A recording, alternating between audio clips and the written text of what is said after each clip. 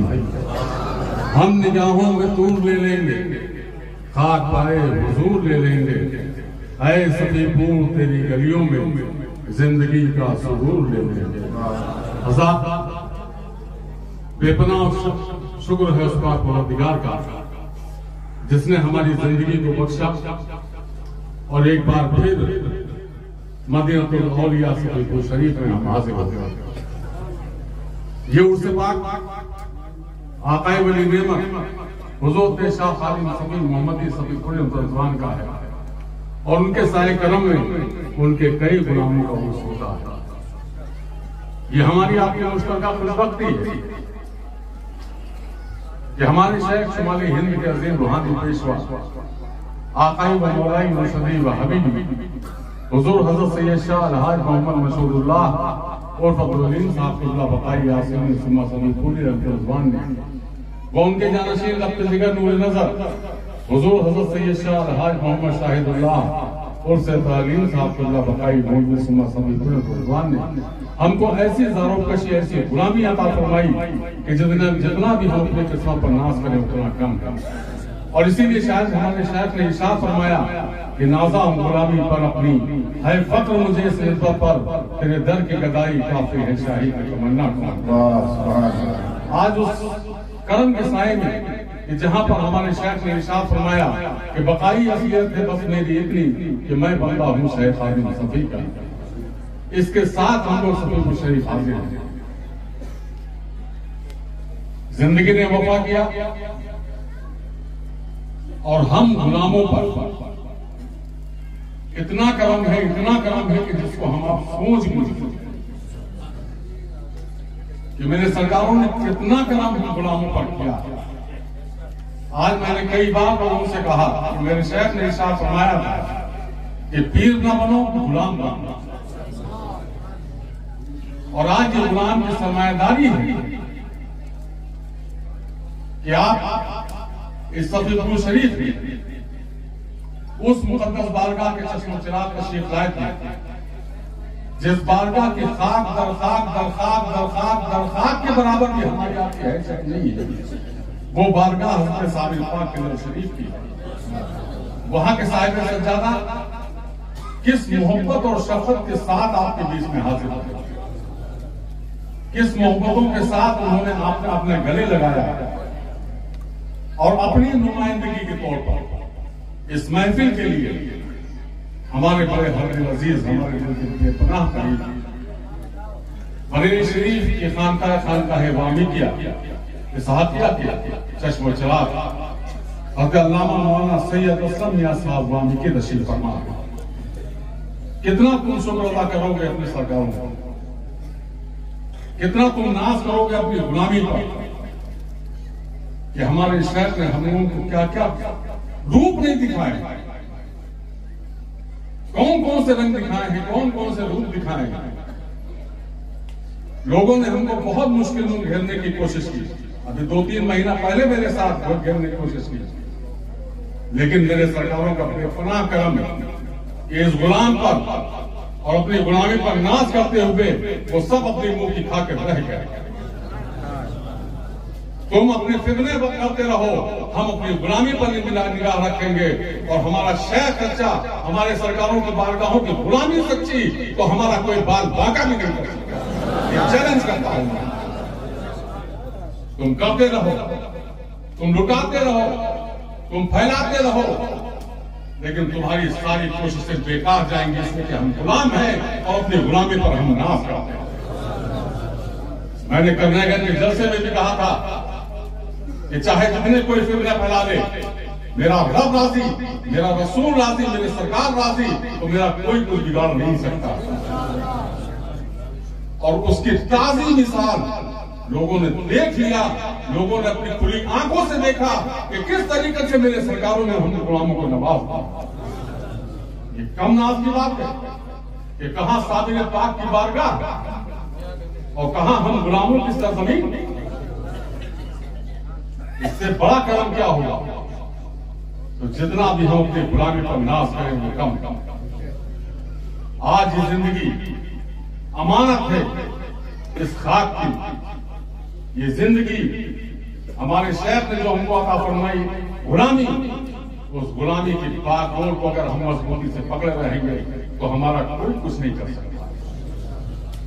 और लोगों ने देख लिया और खूब देखा। लोग ये समझ रहे थे कि हम डर जाएंगे। हम डरते इसलिए नहीं है कि मेरी निगाह मेरे शेख सच्चा, मेरे शेख का मिशन सच्चा, मेरे शेख की गुलामी सच्ची, तो मेरा कोई कुछ बिगाड़ नहीं सकता। ये हमेशा याद रखिएगा।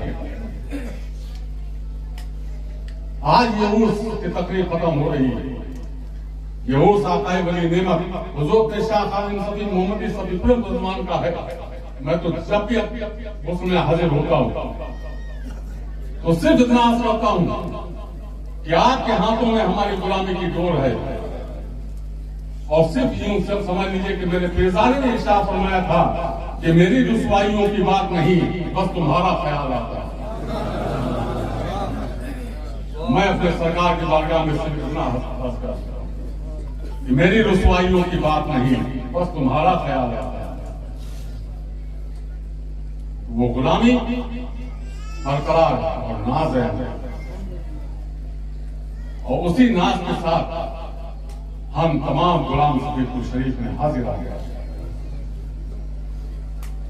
जाहिर सी बात है कि हमारे सफीकुर शरीफ के अफराद, यहाँ के लोग तशरीफ फरमा है, सबके दिलों में शक था कि इतनी ठंडा, कितना कोहरा, इतनी सर्दी, कैसे लोग आएंगे, कैसे जायरीन आएंगे। आज जिस जगह से लंगर का सामान आता है बाजार से, गुप्ता जी वो आज सुबह आए थे कि लंगर खाने में कोई कमी तो नहीं है, तो हमारे पास बैठ गए। तो उन्होंने एक जुमला कहा जो हमको बहुत पसंद आया।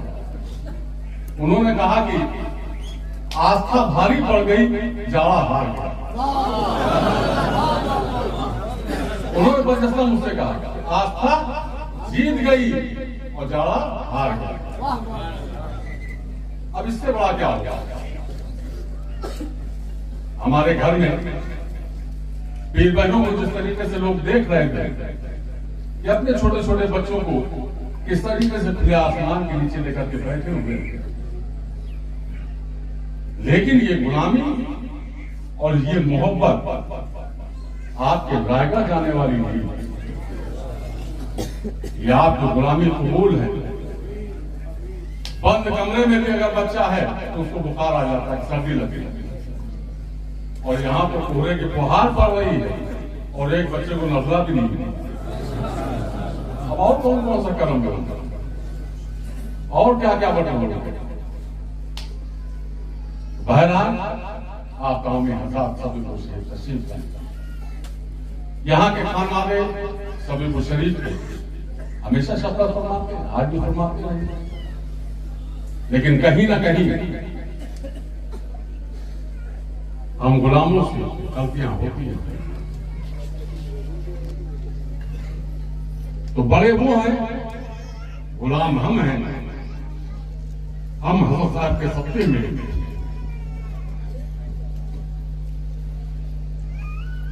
उन सब से माफी के तलबगार,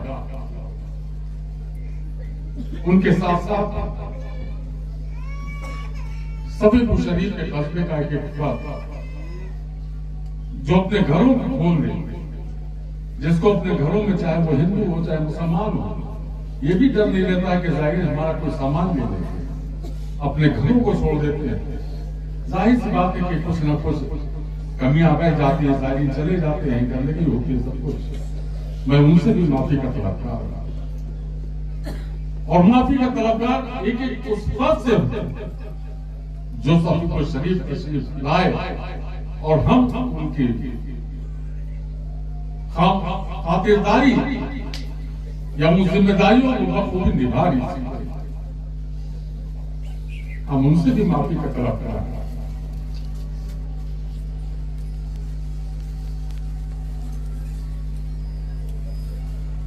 लेकिन यकीन इस बात पर है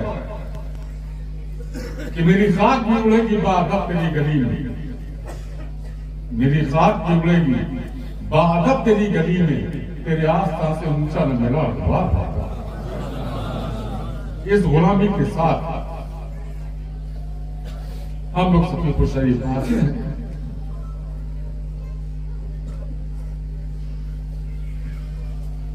और सबसे एक बार मैं दिल की गहराइयों के साथ माफी का तलबगार और आप सब भरत साहब कुबला के सत्य में हमारी तनाव को सुनाएंगे।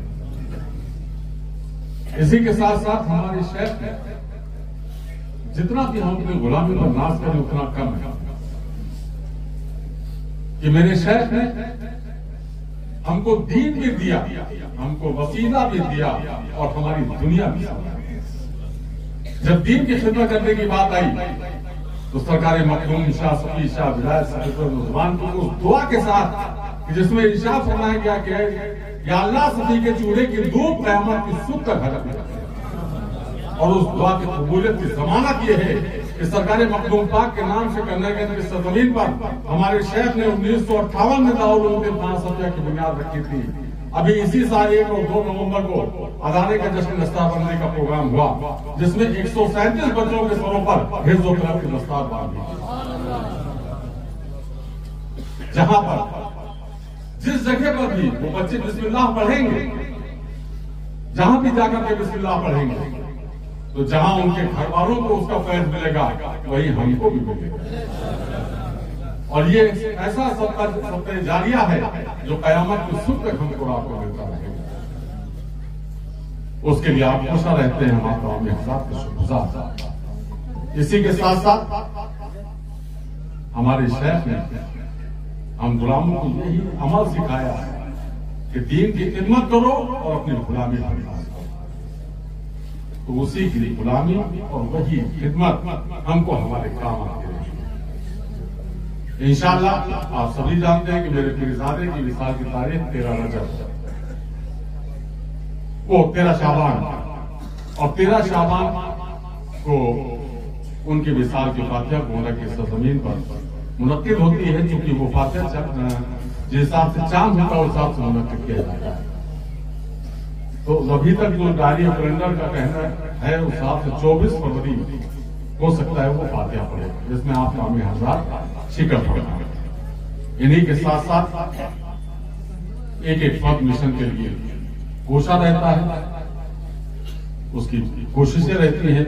अल्लाह रब्बुल इज्जत अपने हबीब के सत्ते में सरकारों के वसीले से हम सब की उन कोशिशों को कबूल फरमाए और हम सबकी गुलामी को कबूल फरमाए।